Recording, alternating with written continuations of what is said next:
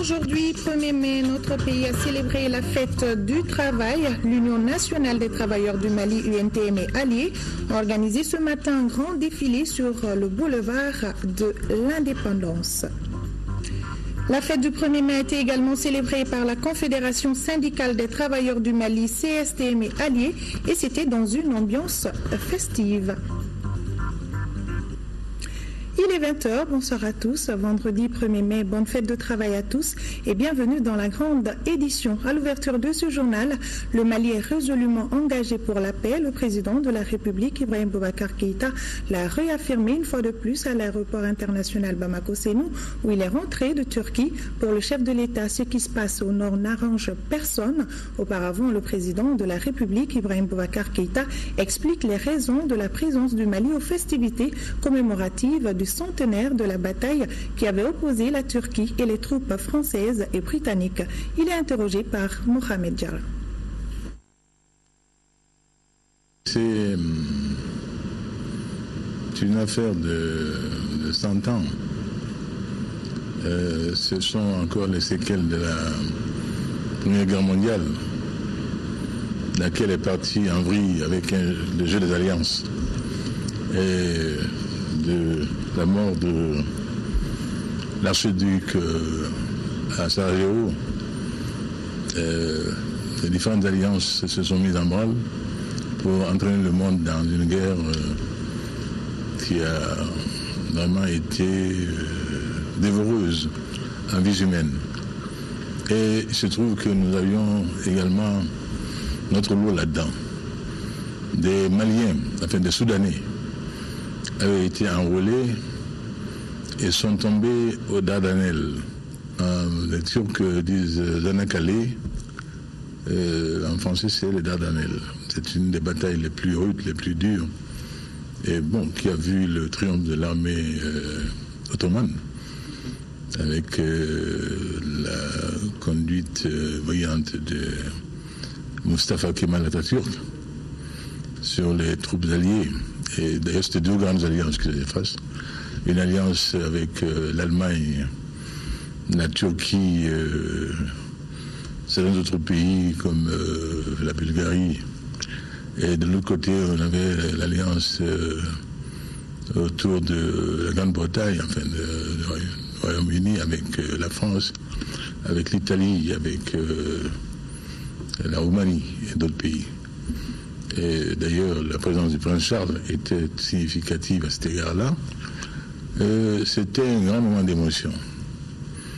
Quand je me suis trouvé sur la tombe de Ngolo Coulibaly, de Sémé Keïta, et j'ai eu beaucoup d'émotion.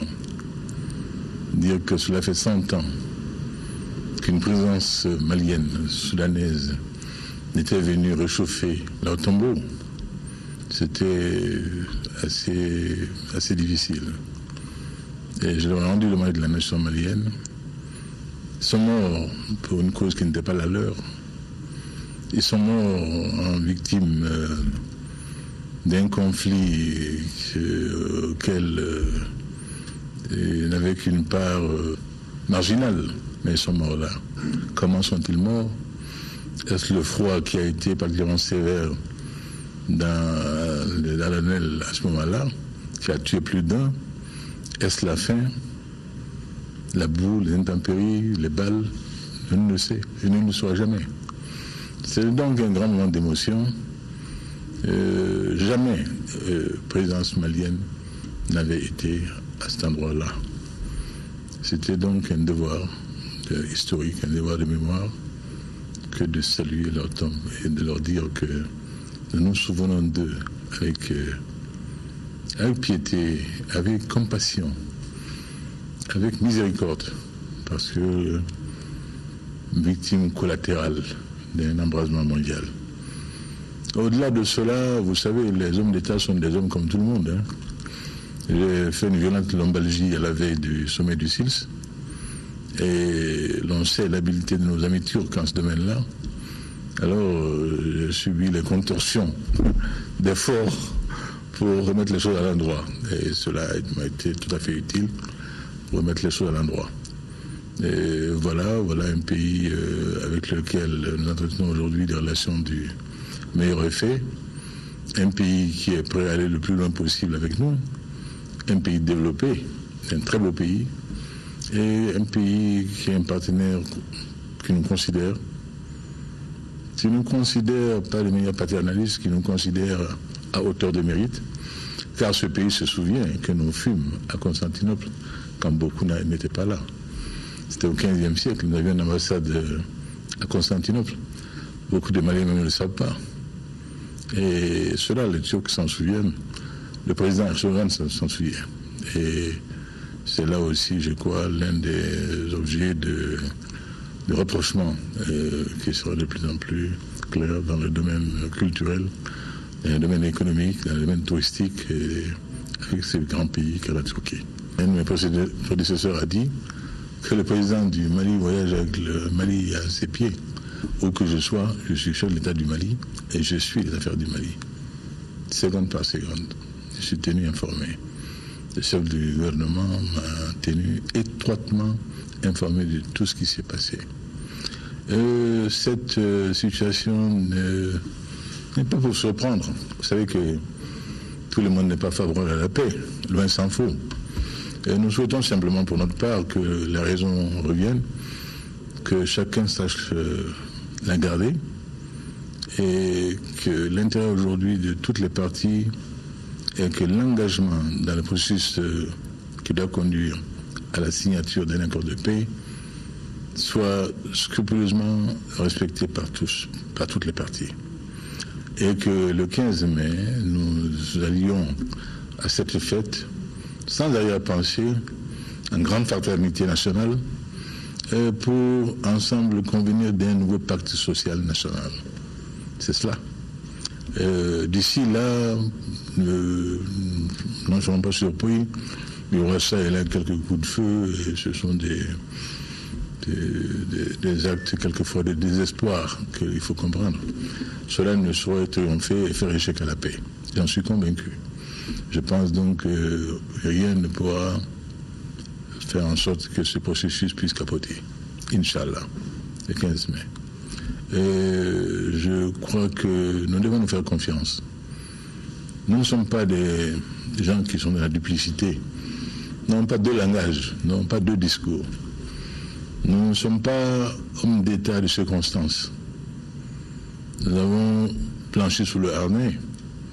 Nous avons un peu appris de notre histoire nationale, de l'histoire contemporaine. La preuve, je viens de Sanakale, où s'est déroulé un grand moment de l'histoire contemporaine, la Première Guerre mondiale. Et rien ne vaut la paix. Le président Erdogan a eu un mot qui a touché tout le monde. S'adressant aux puissants alliés qui avaient fait la guerre à la Turquie et à ses alliés aussi, et dont beaucoup de leurs sont tombés dans les Dardanelles, il a dit « Les vôtres sont venus hostiles, ils demeurent aujourd'hui nos enfants en sol turc. Toutes les mères du monde ont droit à ce que leurs enfants vivent en paix, comme des hommes dans la société, sur cette terre des hommes. Je ne pense pas que Dieu nous a donné cette belle terre pour que nous en fassions un terrain de confrontation, que nous ensanglantions avec des conflits sans cesse au seul profit des fabricants d'armes. La paix mérite d'être vécue, elle mérite d'être la seule chose qui doit compter pour toutes les nations du monde et pour tous les hommes d'État dignes de ce nom. En tout cas, au Mali, nous n'avons pas deux choix. Et il n'y a pas d'alternative à la paix. Et nous y sommes engagés totalement et sans calcul. Saucerions-nous de consacrer tant d'efforts pendant 8 mois, le gouvernement amputé de presque 5 membres, pour in fine tomber dans la duplicité de manœuvres que je ne saurais qualifier. Je pense que j'ai toujours dit que je ne suis pas du tout dans ce combine-là qui ne paye pas. et qui ne sont d'aucun secours. Nous sommes un État responsable qui a un État responsable qui a pris des engagements responsables et qui les tiendra, Inch'Allah. Alors, vraiment que les petits jeux cessent, que les malices cessent, qu'on cesse de nous accuser à travers de manière forte et injuste, inappropriée, inadéquate. Ce n'est pas non plus servir la paix que de se faire. La paix a besoin de la vérité, la paix a besoin de la justice. La paix a besoin que ce qui est soit dit, tel qu'il est, et non fardé et non déformé. Je pense que l'ensemble de notre peuple doit rester confiant, debout, déterminé, libre et conscient et confiant en son destin, Inch'Allah. Le ministre Abdoulaye Diop a été reçu en audience par le président Macky Sall du Sénégal hier jeudi dans la capitale sénégalaise. Le ministre Diop était porteur d'un message d'amitié et de fraternité du président Ibrahim Boubacar Keïta à l'endroit de son homologue sénégalais. Principaux sujets abordés, le processus de paix d'Alger, le remerciement du Sénégal pour son engagement aux côtés du Mali depuis le début de la crise et divers sujets de coopération entre nos deux pays suivants. J'ai eu l'honneur d'être reçu par le président de la République, son Excellence M. Macky Sall, à qui je devais apporter un message d'amitié et de fraternité de son Excellence M. Ibrahim Boubacar Keïta, président de la République du Mali, pour d'abord se féliciter de la qualité des relations multiformes entre le Mali et le Sénégal sur tous les plans, et aussi profiter de l'occasion pour informer le président sur la situation au Mali de façon générale et sur la situation sécuritaire au niveau du Mali, au moment où, comme vous le savez, nous venons de parapher un accord pour la paix et la réconciliation au Mali le 1er mars dernier, et qu'en ce moment-ci, tous les efforts sont tournés vers la signature de l'accord le 15 mai au Mali. Donc nous devons apporter ces informations au président de la République du Sénégal et l'informer de tous les efforts en cours maintenant par le président de la République et tout le peuple malien qui a fait un choix clair pour le dialogue comme mode de résolution de la crise au Mali et qui est totalement engagé et dédié pour la paix et la réconciliation au Mali. Vous savez, la qualité des relations entre le Mali et le Sénégal ne nous amène pas nécessairement à demander cet appui. C'est déjà là. Sur le plan politique, sur le plan économique, vous savez, les liens même physiques entre nos deux pays symbolisés par le chemin de fer. Mais vous savez aussi que militairement, le Sénégal est présent au Mali, un des contingents africains les plus importants dans le cadre de la mission multidimensionnelle des Nations Unies pour la stabilisation du Mali. Et beaucoup de Sénégalais, d'ailleurs, ont perdu la vie dans le cadre de cette opération. Je voudrais, si vous permettez, profiter de votre micro pour pouvoir présenter toutes les condoléances du peuple malien au peuple sénégalais, pour les soldats sénégalais qui ont perdu la vie pour défendre l'unité et l'indépendance du Mali. Donc c'est dire que ces rapports sont déjà forts et nous essayons d'entretenir au niveau le plus élevé des échanges réguliers et à tout moment, dès le début de la crise qui a affecté le Mali depuis 2012, le soutien du Sénégal n'a jamais été méconnu. C'est un soutien fort pour l'unité du Mali, pour l'indépendance du Mali, pour toutes les valeurs que nous défendons ensemble en toute solidarité. On en vient à la fête du travail qui a été célébrée aujourd'hui. À l'instar des autres pays, le Mali célèbre ce 1er mai la fête du travail. À cette occasion, l'Union nationale des travailleurs du Mali a organisé ce matin un grand défilé sur le boulevard de l'Indépendance, un événement qui a regroupé les différents syndicats affiliés à l'UNTM. Brahma Traoré était présent pour nous. C'est sous le signe de la paix et de la réconciliation nationale que l'UNTM célèbre le 1er mai, fête des travailleurs. Les syndicats affiliés à cette centrale syndicale au complet ont défilé sur le boulevard de l'Indépendance. Ils viennent de tous les secteurs d'activité du pays, administration d'État, production, protection sociale, sécurité et transport, j'en passe. Une occasion pour les travailleurs d'étaler leur savoir-faire.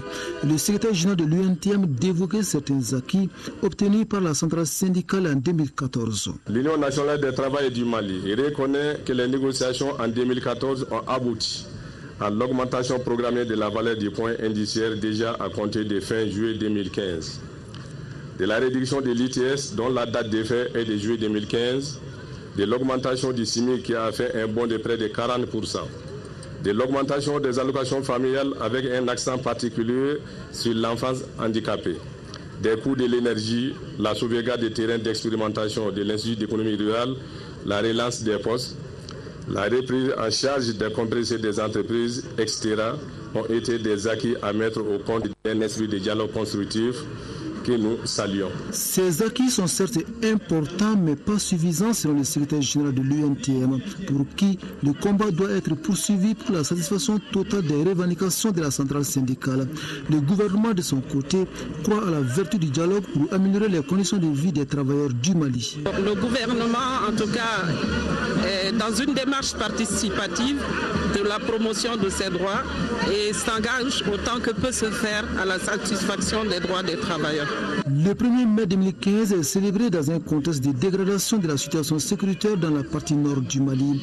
Une situation sur laquelle est revenu longuement le secrétaire général de l'UNTM. Pour Yagouba Katile, l'heure est venue de dépasser les considérations politiques et partisanes. Sous l'impulsion conjuguée du président de la République, du chef de l'opposition, la tenue d'un dialogue inclusif est nécessaire, incontournable pour que notre peuple s'approprie de la crise du Nord et lui trouve des solutions imbibées de nos valeurs de civilisation. Esprit de pardon, amour inflexible du pays, de son peuple, engagement de leur bâtir un avenir radieux. Au total, ce dialogue préconisé par notre centrale n'est ni une prétention à jouer une quelconque prééminence, ni une déviation de la mission du syndicalisme, attachée à la défense des intérêts professionnels. Mais l'UNTM réalise que les points de départ de la politique, du syndicalisme, des organisations de toute nature, c'est l'existence d'un terrain social où ils s'exercent. Ce terrain, c'est le pays. Il nous faut le sauver à travers les règles républicaines, démocratiques, pourtant l'empreinte de notre culture. L'UNTM entend jouer toute sa partition dans le processus de réconciliation nationale. La centrale syndicale s'est dit convaincue d'une chose: recoudre le tissu social est un passage obligé pour arriver à une paix réelle et durable. La fête du 1er mai a été également célébrée ce matin par la Confédération syndicale des travailleurs du Mali, CSTM, la Centrale démocratique des travailleurs du Mali, CDTM, et la Confédération malienne du travail, CMT. Ces centrales syndicales ont décidé de faire front commun pour faire le défilé para-unitaire dans une ambiance festive. Les temps forts avec Dauda Sidiki Diarra. Pour célébrer ce 1er mai, journée consacrée aux travailleurs, plus d'une quarantaine de fédérations de travailleurs affiliés à la Confédération syndicale des travailleurs du Mali, CSTM, à la Centrale démocratique des travailleurs du Mali, CDTM, à la Confédération malienne du travail, CMT, ont décidé de faire front commun ensemble pour défiler. Cette journée est placée sous le signe de la gouvernance, de la justice et de la paix. Notre ambition est grande. C'est celle d'aller à une plateforme commune à partir de laquelle nous nous engagerons à échanger, à débattre et à mener, si possible, des actions communes. Nos défis sont entre autres la tenue des élections professionnelles cette année, la lutte contre les licenciements massifs et abusifs dans les sociétés minières et de sécurité, l'intégration de tous les enseignants dans la fonction publique de l'État, la relecture des conventions collectives. Nous voulons dire enseignement catholique, minière, transport, commerce, bâtiments, métallurgie, industrie alimentaire, textile et microfinance. L'accompagnement des fonctionnaires partant à la retraite avec 3 mois de salaire brut. Le relèvement du niveau des pensions. La cherté de vie, l'insécurité, l'ouverture de la protection sociale au secteur informel et aux professions libérales. Il nous reste, vous et nous, à adresser ces problèmes et à trouver les solutions les plus idoines dans un cadre de partenariat dynamique, fécond, mais gagnant-gagnant. Le syndicalisme dont nous saluons l'esprit, le syndicalisme dont nous nous sentons partie prenante nous-mêmes, pour avoir contribué à la mise en place d'un certain nombre d'organisations ici en travaillant sur leur statut et règlement intérieur, est aujourd'hui au carrefour de son évolution. Oui, vous l'avez dit, le contexte est un contexte difficile. Difficulté à satisfaire certains besoins essentiels, notamment dans les partis qui sont aujourd'hui le théâtre de l'opération que vous connaissez tous en termes de crise qui affecte notre pays. Le gouvernement en a pleinement conscience. Le secrétaire général de la CSTM a fait savoir que les 21 points qui étaient en négociation ont fait l'objet d'accords avec le gouvernement dont la mise en œuvre est en cours. Les points de désaccord seront partie intégrante du cahier de doléances 2015 qui sera déposé tout juste après la fête du 1er mai. Vous avez parlé de mots comme corruption, malgouvernance, mauvais état de droit et enfin intégrité de la gestion publique. Oui, ce bilan a été fait. Ce bilan a été fait par M. Ibrahim Boubacar Keïta et son équipe. Et c'est pourquoi, dès la campagne, ce bilan a fait l'objet d'une proposition de changement et de rupture dans les façons de faire et dans les façons de faire. Et c'est justement ce programme de changement que le gouvernement travaille dans un contexte particulièrement difficile à mettre en œuvre. Les trois centrales syndicales, à l'instar de tout le peuple malien, souhaitent le retour de la paix pour qu'enfin nous amorcions un développement économique, social et harmonieux dans un Mali uni, solidaire et laïque.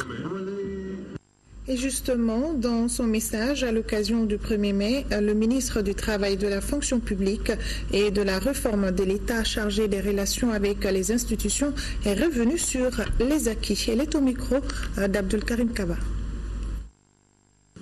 La mise en œuvre des plateformes de revendication a fait l'objet de protocoles d'accord conclus entre l'Union nationale des travailleurs du Mali le 28 octobre 2014 et avec la Confédération syndicale des travailleurs du Mali le 13 mars 2015 sera poursuivi par le gouvernement avec détermination.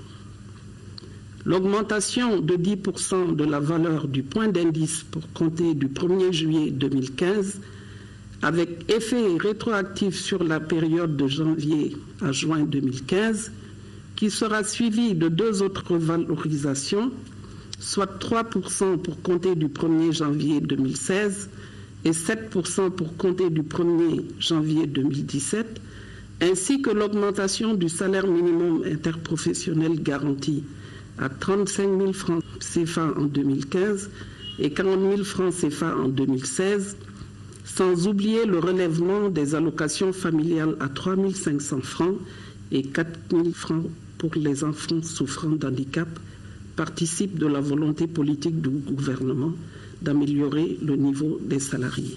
Mes chers compatriotes, mesdames et messieurs les travailleurs, le gouvernement a toujours fait du dialogue social son credo. En effet, le dialogue social est un défi permanent et une nécessité pour aboutir à un développement durable. Il contribue à la réalisation du progrès économique à travers la consultation et l'adhésion aux politiques sociales, toutes choses qui concourent à la consolidation de la paix sociale. L'extension du dialogue social à toutes les dimensions du développement économique et social est donc un enjeu majeur, dans la mesure où il ne s'agit plus, à notre sens, pour les partenaires sociaux de résoudre seulement leurs conflits internes, mais aussi de participer à l'orientation des stratégies, à la détermination et à la gestion des programmes. De même que le dialogue social, l'emploi est au cœur des préoccupations du gouvernement. C'est pourquoi il a placé la promotion des emplois décents au centre de ses stratégies de développement. Le gouvernement signera dans les semaines à venir avec le Bureau international du travail et les partenaires sociaux un programme pays de promotion du travail décent dont les principaux axes portent sur l'emploi des jeunes et des femmes, la promotion du dialogue social et la protection sociale des couches vulnérables.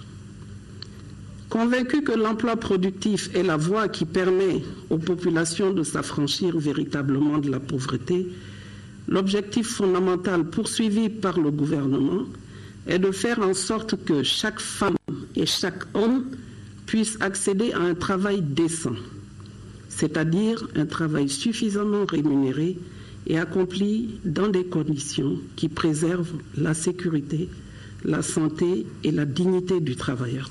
Chers compatriotes, mesdames et messieurs les travailleurs, Il me plaît, au nom du gouvernement, de rendre un hommage appuyé à l'ensemble des travailleurs de quelque secteur qu'ils soient pour leur sens élevé de responsabilité et leur contribution à la résolution de nombreux problèmes auxquels notre pays est actuellement confronté.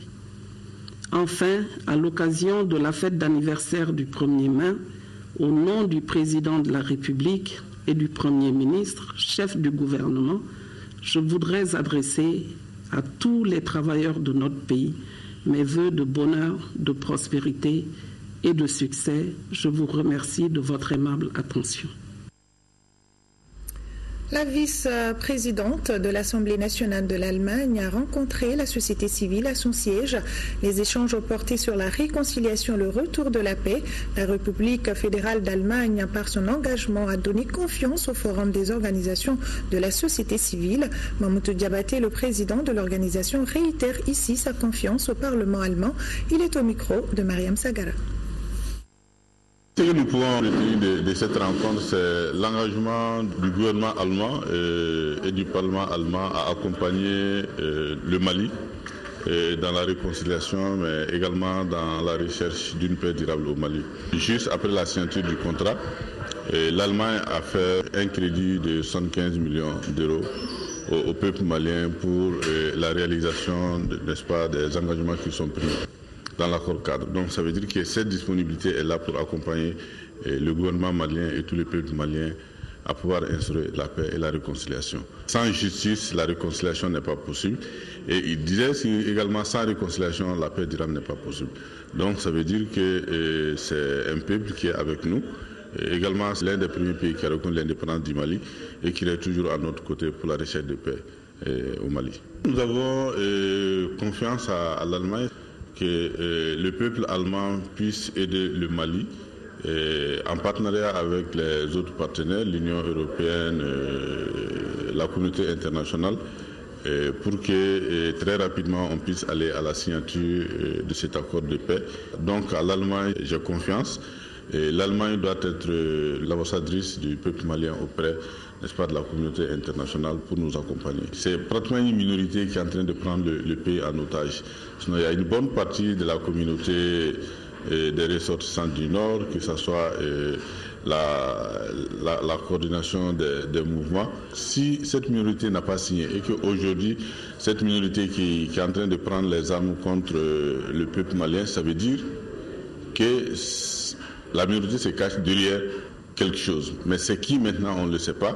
Et nous demandons maintenant à l'Allemagne vraiment de nous accompagner et de monter la pression sur cette minorité-là, afin qu'elle puisse paraffer et signer l'accord avec l'ensemble, n'est-ce pas, de toutes les composantes. Actualité régionale, c'était la fête hier du côté des 3 communes de Ségou et pour cause, elles ont reçu un important don de la part de la première dame Keita Aminata Maïga, présidente de l'ONG Agir. Ce don offert par l'ONG Agir et son partenaire Watibé, représenté par le maire adjoint de l'île de Saint-Denis, Madame Diaby Madjoula Idara, estimé à plus de 30 millions de francs CFA et composé en grande partie de matériel d'assainissement. Notre reporter de Goufana Traoré était de la fête également. La première dame, Keita Aminata Maïga, a été fortement acclamée hier à son arrivée à la place de l'indépendance par les populations des 3 communes de la cité de Balaza, à savoir Ségou, Sébougou et Pelengana.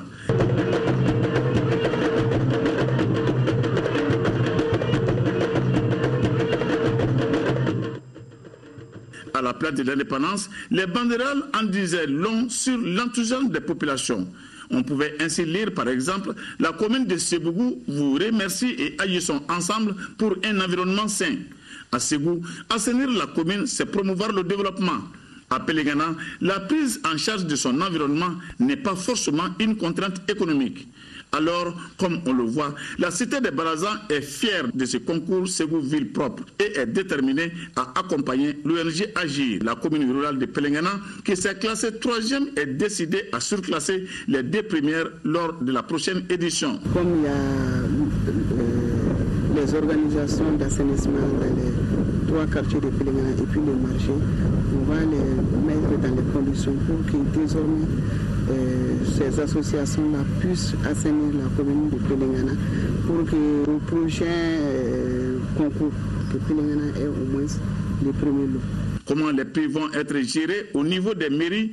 La commune urbaine de Ségou entend appuyer les GIE, tandis que dans la commune rurale de Sebougou, les prix seront partagés entre l'ensemble des quartiers et villages de la commune rurale. Je sais que la population de Sebougou est bien sortie pour faire ce qu'il fallait, donc nettoyer les lieux publics. Donc pour les concessions, tout le monde, ça c'est quotidien. C'était pour nous dire tout simplement, et regardez-vous dans le miroir. Parce que chaque fois, si on se rappelle de ce qu'on a fait pour le concours, on doit continuer les mêmes actions dans le futur. De toute façon, les GIE de la commune urbaine de Ségou se frottent les mains et entendent maintenir le cap. Ce camion-là, c'est un don précieux. Ça va augmenter notre capacité de ramassage d'ordures. Et en plus de cela aussi, ça va augmenter nos budgets. Et ça va nous rendre la vie facile. À rappeler que ce prix a coûté à la Fondation Agir plus de 30 millions de francs CFA. Vivement la prochaine édition. Nous restons dans la même région où le ministre de l'Urbanisme et de l'Habitat, Dramane Dembélé, a remis la clé des logements sociaux de Nyono. Ces logements, au nombre de 20, ont coûté plus de 400 millions de francs CFA à l'État malien. Le compte-rendu de nos envoyés spéciaux, Modibo Mariko et Sidi Mohamed Dembélé. À Nyono, ces jours, les clés des maisons brillaient et se présentaient comme un cadeau de fête à l'occasion du 1er mai. 20 logements sociaux qui accueillent les visiteurs juste à l'entrée de la ville dans les quartiers administratifs. Des maisons toutes en F3B Toll sur un site viabilisé d'environ 1 hectare. De quoi donner le sourire à des chefs de famille qui, du coup, disent adieu au problème de la location. Nous, bénéficiaires de ces 20 logements sociaux de Nyono, voudrions vous manifester toute notre gratitude car à travers ce geste, l'espoir est rené dans nos foyers et la joie y est immense.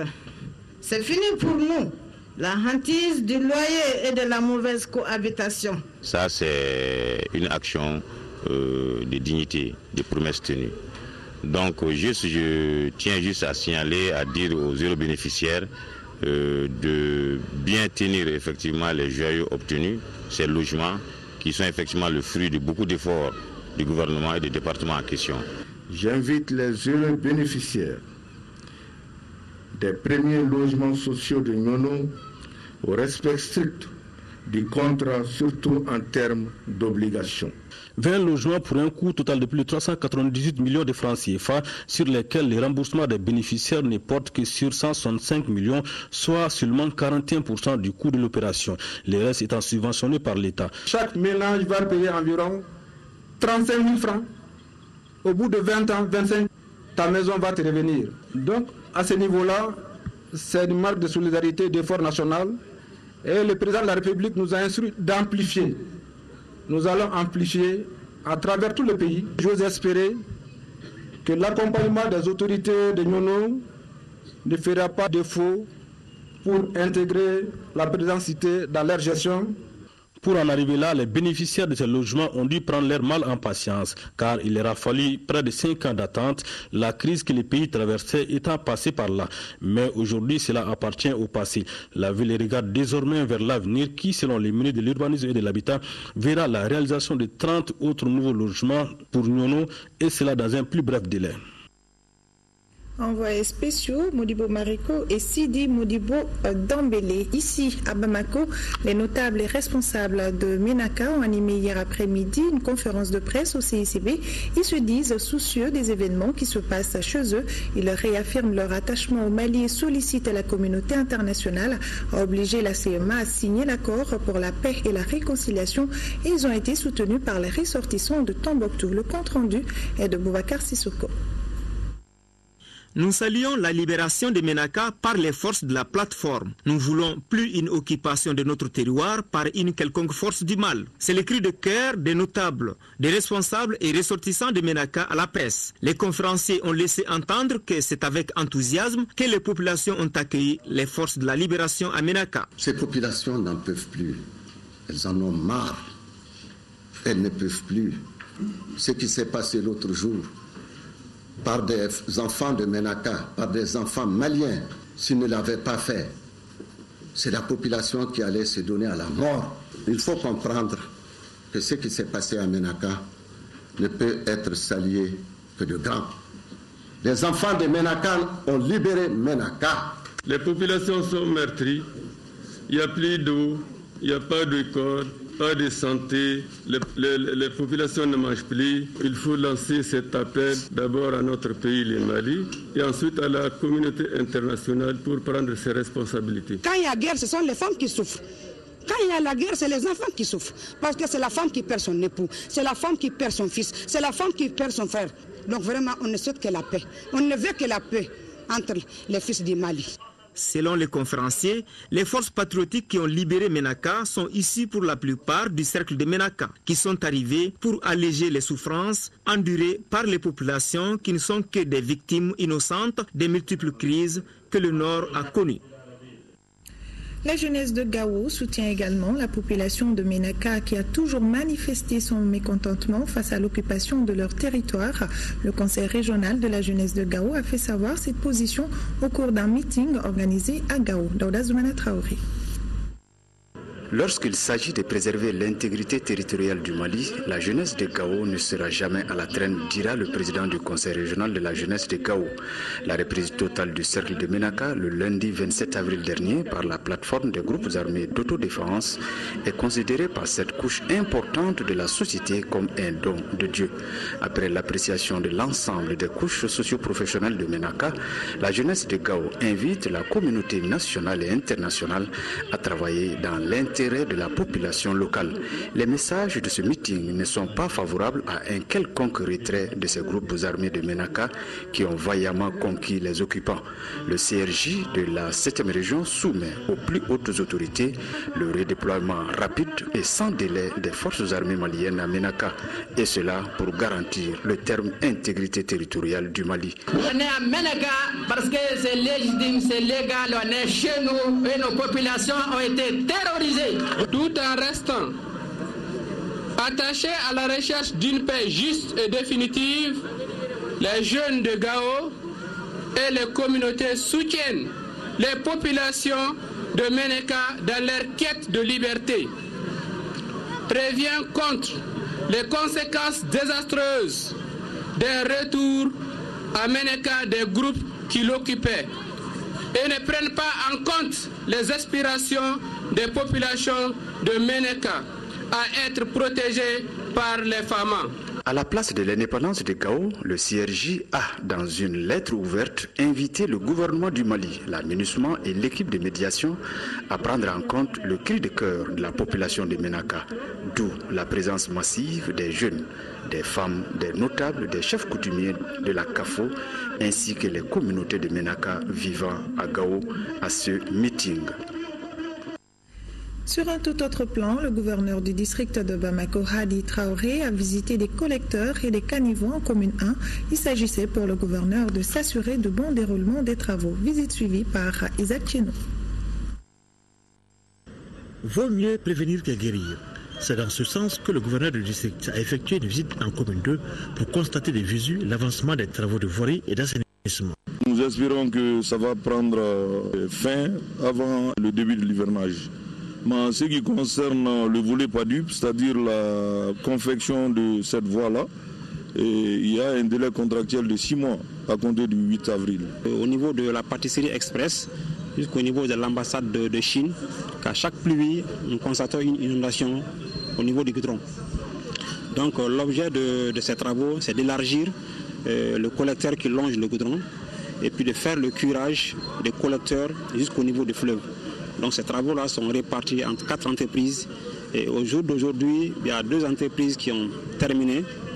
Une entreprise est à plus de 70% et l'autre entreprise est au début. Le gouverneur, partout où il est passé, a sensibilisé les riverains à prendre soin de ces caniveaux et collecteurs. C'est une visite de terrain par rapport à un certain nombre d'actions qui sont engagées sur le terrain et des travaux de viabilisation. Il faut travailler en amont de manière à ce que, quand les eaux des pluies arrivent, que ça puisse couler comme ça se doit. Je suis ravi de ce que j'ai vu.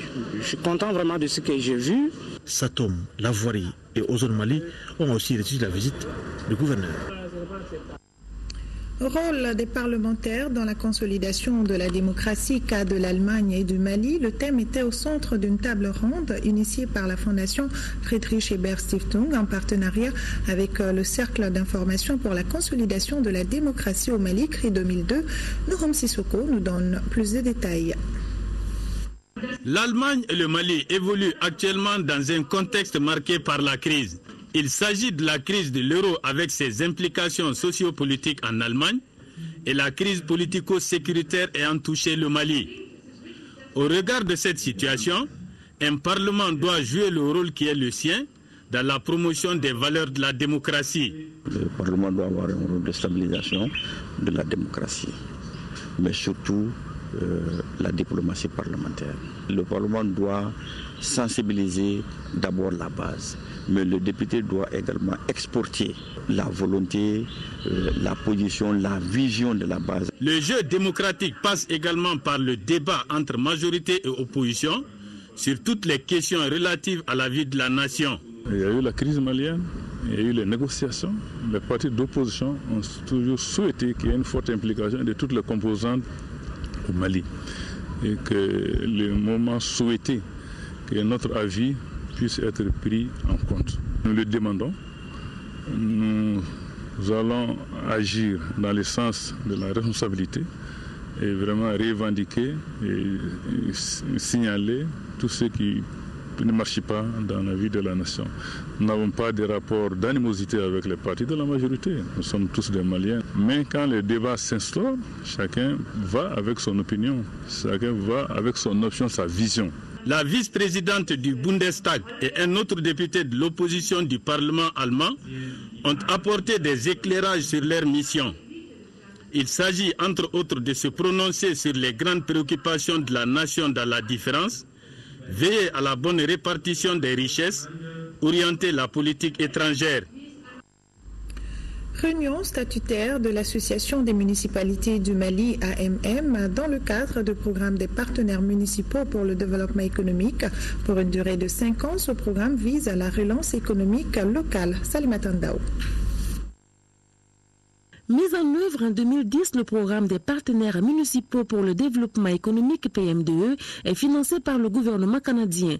Initié par l'Association des municipalités du Mali, ce programme a coûté environ 700 millions de francs CFA et arrive à terme en juillet 2015. Ce partenariat se décline en plusieurs axes, notamment dans le domaine de la coopération décentralisée, dans le domaine également du renforcement des capacités en direction des élus locaux et du personnel des collectivités territoriales. Ensuite, il y a un nouvel axe que nous venons de mettre en place qui est la promotion du développement économique local.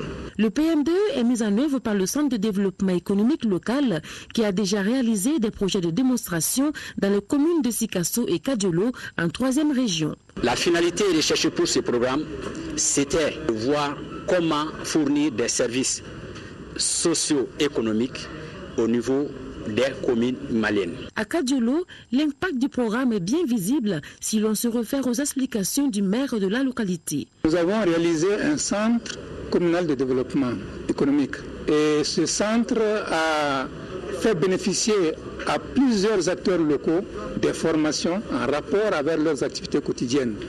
J'ai parlé des agriculteurs, j'ai parlé des commerçants et également nous avons, à travers le centre, formé un certain nombre de coopératives. Actuellement, l'Association des municipalités du Mali, AMM, dénombre quelques projets dans les zones d'intervention du programme qui attendent d'être financés.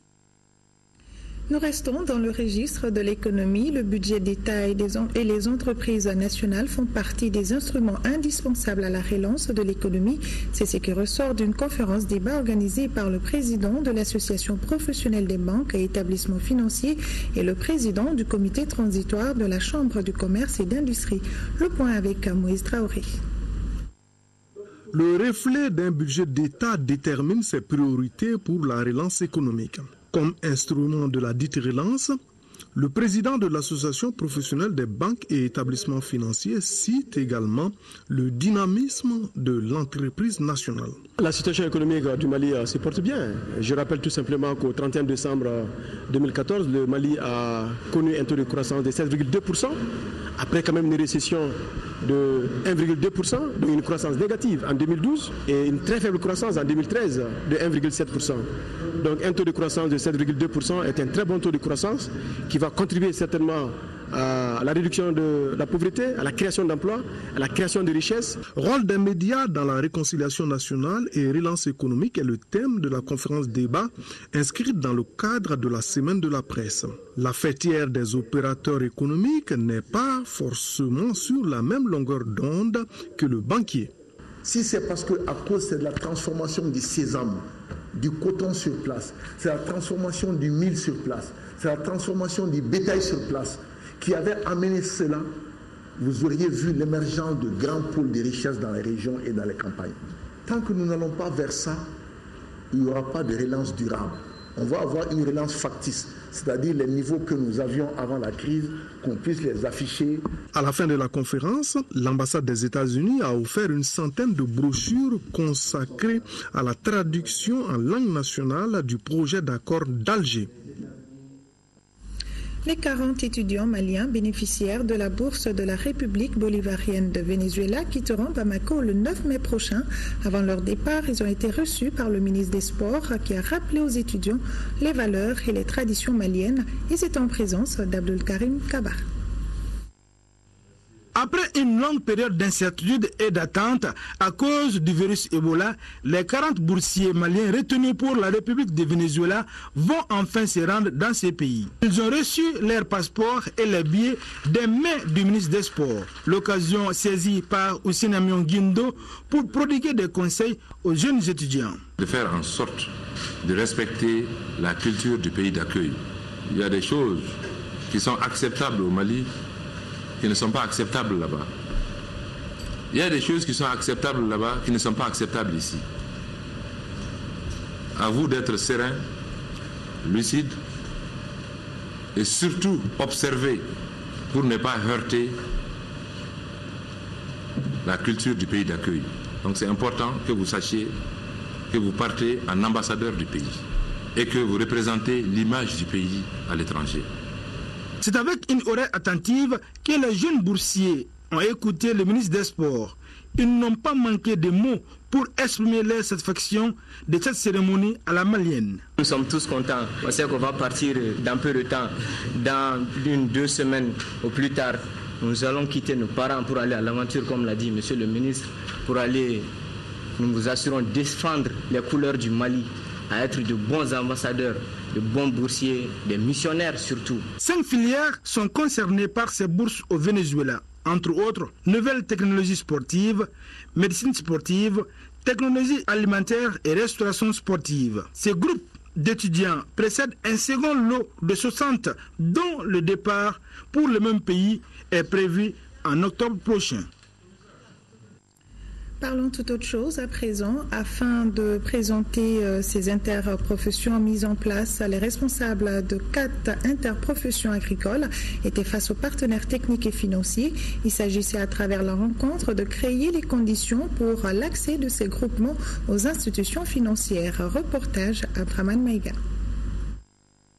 À travers cette rencontre dénommée Vision Interpro, le programme Compétitivité et Diversification Agricole PCDA offre aux acteurs de 4 jeunes organisations interprofessionnelles et leurs partenaires techniques et financiers un cadre d'échange.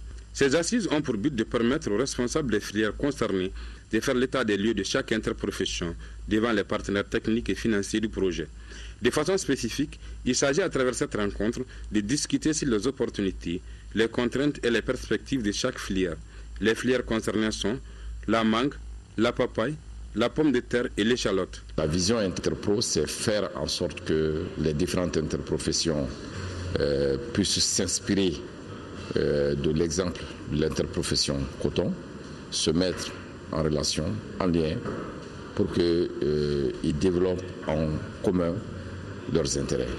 En organisant la présente, le PCDA crée des opportunités à ces filières avec pour objectif d'appuyer ces interprofessions dans leur combat pour faire de ces filières des véritables moteurs de croissance économique au Mali. La mise en place des interprofessions prônées par la loi d'orientation agricole du Mali réside de la volonté des acteurs des différents maillons d'une filière de mieux s'organiser pour se prendre en charge pour la pérennisation de leurs activités en faveur du développement. La mise en place des 4 interprofessions a fait l'objet d'un long processus qui s'est échelonné sur plusieurs années avec l'appui du PCDA et de l'APCAM. Le PCDA est un projet mis en vigueur en 2006 par le gouvernement du Mali et la Banque mondiale. Il vise entre autres l'augmentation et la diversification de la production agricole, le renforcement des capacités de l'ensemble des acteurs du secteur à travers l'organisation des chaînes de valeur, des filières prioritaires d'intervention du projet. Et cette déclaration du mouvement patriotique pour le Mali MPM, le mouvement patriotique pour le Mali MPM et les associations partenaires réunies en session extraordinaire le mercredi 29 mai 2000. Le mercredi 29 avril 2015, donc, constate avec amertume la détérioration de la situation sécuritaire à quelques jours de la signature historique de l'accord de paix et de réconciliation nationale, relève que le projet déjà paraphé résulte les efforts conjugués du gouvernement du Mali, de la communauté internationale, de la société civile malienne et de multiples groupes armés ayant participé au pourparlers inter-maliens inclusifs d'Alger. Le MPM et mouvements associés condamnent avec la dernière rigueur les actes odieux et barbares commis à Ménaka, Goundam et Léré, condamnent toutes les formes de banditisme visant à perturber et saboter la dynamique de paix et de réconciliation nationale enclenchée par la nation malienne dans toute sa composante, s'incline pieusement devant la mémoire des victimes et présente leurs condoléances attristées aux familles endeuillées, souhaite prompt rétablissement aux blessés, exhorte le gouvernement à tout mettre en œuvre pour que les forces armées et de sécurité nationale et internationale opérant sur le territoire national assurent avec plus d'efficacité la protection et la sécurité des populations urbaines et rurales dans les zones couvertes. Le mouvement patriotique pour le Mali MPM invite les populations à ne pas céder à la panique et à maintenir le cap et de la dynamique de paix et de réconciliation entreprise par les autorités et la société civile nationale. Les responsables du collectif des producteurs du coton ont tenu une assemblée générale à Marcacongo pour informer les cotonculteurs sur la gouvernance de l'Union nationale des producteurs de coton. On en sait plus avec Moussa Fani. Cette assemblée générale du collectif des producteurs se veut une séance d'information. Il s'agit d'informer les producteurs de la crise qui prévaut au sein de l'Union nationale des producteurs de coton. Les collectifs estiment que les textes de l'organisation n'ont pas été respectés lors du renouvellement des instances. Nous souhaitons l'Union des producteurs de coton pour valoriser le secteur et nous allons nous battre pour le respect de nos textes. Les responsables du collectif ont aussi invité les producteurs du coton à cultiver le coton. Nous conseillons les producteurs qui nous suivent de semer le coton bel et bien pour lancer le Mali. Dans tous les cas, trouver une solution pour sauver le secteur coton d'une éventuelle crise pourrait contribuer à la réussite de la prochaine campagne. 108 millions de francs CFA, c'est le coût du projet Pagne-Nieta destiné à la réinsertion socio-professionnelle des jeunes de la région de Tombouctou.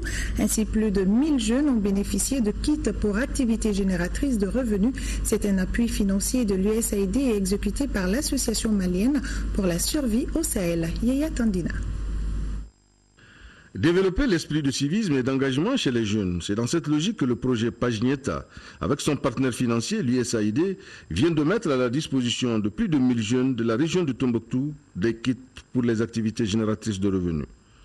Un programme exécuté par l'Association malienne pour la survie au Sahel, AMSS.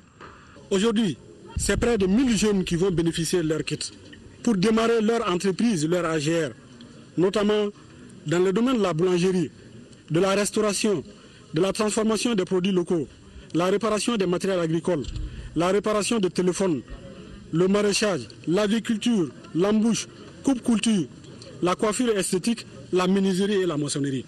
pour un coût total de 108 millions de francs CFA, de quoi booster l'économie de la région, d'où la satisfaction des principaux bénéficiaires. Nous, jeunes bénéficiaires du programme Pagineta, nous remercions le programme de nous avoir offert ces kits pour le démarrage de nos activités génératrices de revenus. Cette démarche participative des initiateurs de Pagineta nous réconforte en tant qu'autorité régionale.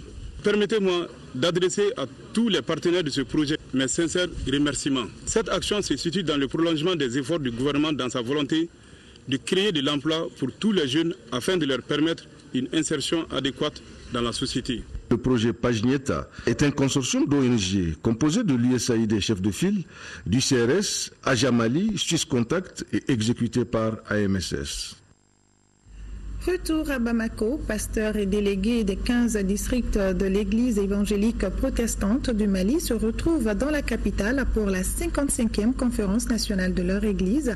Les travaux de 3 jours vont permettre aux participants de réfléchir sur la vie de l'église évangélique protestante du Mali. Batraouri. La conférence nationale qui est annuelle est d'une importance capitale pour l'église évangélique protestante. Pasteurs et délégués sont venus des 15 districts du Mali pour ce rendez-vous 2015.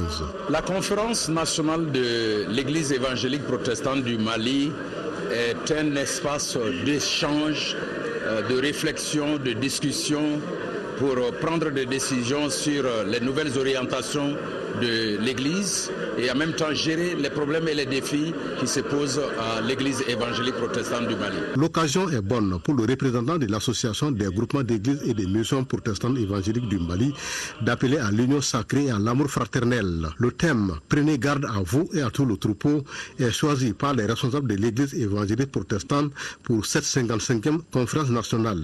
Un thème assez évocateur pour Moussa Keita, chef de cabinet du ministre des Affaires religieuses et du culte. Je dirais que c'est un thème qui vaut aussi pour ceux qui ont en charge la gestion publique des affaires de notre pays. Car il s'agit de rappeler à tout tenant de quelque autorité que ce soit sa mission première et le but essentiel de cette mission. Il nous faut veiller sur la cité et sur les citoyens. C'est là que nous avons la charge d'assurer la direction, mais surtout la protection, au regard de ce que la loi nous fait obligation de faire. Les participants à cette conférence nationale ont manifesté leur soutien au préaccord de paix pour le Mali à travers chants et prières. Et ce rendez-vous sur votre télévision nationale, le ministre de l'économie numérique, de l'information et de la communication a rencontré hier les chargés de communication élargis au directeur des médias d'État. Juste après ce journal, vous pourrez suivre l'intervention du ministre porte-parole du gouvernement, Dr Shogel Kokala-Maïga, en français, Bamana et Soraï. Célébration le 29 avril de la Journée internationale de la danse. C'est à la faveur d'une caravane de danse initiée par le département du Conservatoire des arts et métiers multimédia Balafaseke Kouyaté. La caravane a sillonné la ville de Bamako pour sensibiliser les populations sur l'importance de la danse en tant qu'expression artistique et culturelle. Cheikh Oumar Sangaré nous en parle. C'est une première pour le Conservatoire des arts et métiers multimédia Balafaseke Kouyaté de célébrer la Journée internationale de la danse. Une journée instaurée en 1982 par l'Institut international du théâtre et célébrée régulièrement dans le monde depuis 1995. Le Conservatoire des arts et métiers multimédia Balafaseke Kouyaté a choisi le spectacle ambulant pour exposer son savoir-faire en danse. Le choix d'une caravane, c'est essentiellement pour toucher le maximum de public, pour informer, pour montrer et faire savoir surtout l'importance de la danse au niveau international, mais aussi au niveau national. La danse occupe une place très importante au niveau du Conservatoire des arts. On est très satisfait, on est très content. À travers cette caravane, je pense que beaucoup de gens sauront que vraiment il y a une journée internationale de la danse au Mali. Et on compte le faire chaque année. Les lieux ont été spécifiquement choisis pour la prestation de la troupe de la caravane. Il s'agit de la mairie de la commune urbaine de Kati, celle du district de Bamako, le musée national, le palais de la culture, le centre international des conférences de Bamako, la direction nationale de l'action culturelle et l'ORTM sur le terrain Poussière Rouge. L'ORTM est l'une des premières télévisions africaines à magnifier la danse. Et depuis 1996, l'ORTM a créé une émission qui s'appelait Dalol. Et Dalol ne traitait que de la danse et rien que de la danse. Et c'est pourquoi nous avons choisi l'ORTM. La caravane a sillonné la capitale dans une ambiance spontanée et à chaque escale, des nouveaux danseurs se sont fait inviter au rythme du tam-tam.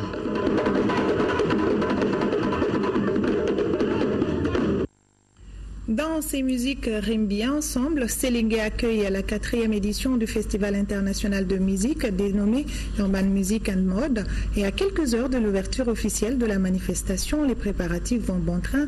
Les festivaliers commencent à converger vers cette ville frontalière avec la Guinée-Conakry. Le comité d'organisation et la mairie de la commune de Baya sont à pied d'œuvre pour la bonne marche de l'événement. Envoyés spéciaux Aruna Diara et Modibo Soari. Séléngué, localité située à quelques 150 km au sud-ouest de Bamako, va accueillir ce week-end des milliers de festivaliers pour ce rendez-vous culturel majeur de notre pays depuis sa création en 2012. Ici, les autorités locales ont pris à bras-le-corps cette manifestation qui contribue au développement socio-culturel et économique de la ville. Zone frontalière avec la Guinée, un des pays touchés par la maladie à virus Ebola. La vigilance est de mise à Séléngué, d'où une sensibilisation très accrue des autorités locales pour lutter contre ces fléaux pendant le festival. Je lance un appel à tout un chacun d'être vigilant aux différents consignes données pour la lutte préventive contre la maladie à virus Ebola. L'Agence nationale de la sécurité routière ANASER est aussi au cœur de Urban Music and Mode depuis sa première édition. Cette structure dont la mission est de promouvoir et renforcer la sécurité routière au Mali a animé ce vendredi matin une conférence débat sur les enjeux de la sécurité routière. Les festivaliers ont eu droit à la projection d'un film documentaire de 5 minutes sur le port du casque. Aujourd'hui, le festival de Séléngué, c'est plus d'1 millier de déplacements par jour. Donc, quand on dit milliers de déplacements, on dit risque d'accident. Donc, partout où il y a des risques d'accident, nous tenons à être présents pour apporter des campagnes de sensibilisation. Prudence alors pour les usagers de la circulation et particulièrement les festivaliers qui empruntent la route pour Séléngué ce week-end. Des conseils et comportements qui, s'ils sont appliqués à la lettre, contribuent sans nul doute au bon déroulement et à la réussite totale de l'acte 4 de Urban Music and Mode au Festival international de Séléngué. D'ailleurs, nos envoyés spéciaux Aruna Diara et Modibo Soiré nous signalent que l'ouverture officielle du festival se déroule en ce moment sur les berges du lac artificiel de Séléngué. Vous aurez les temps forts de cette cérémonie riche en couleurs dans les éditions prochaines. Merci à vous d'avoir suivi ce journal qui s'achève. Prochain rendez-vous pour les informations demain à 13h avec Aïssata Ibrahim Maïga. Et moi, je serai là à 20h. Vous aussi, je l'espère. D'ici là, prenez soin de vous et des autres. Et bonne soirée à tous.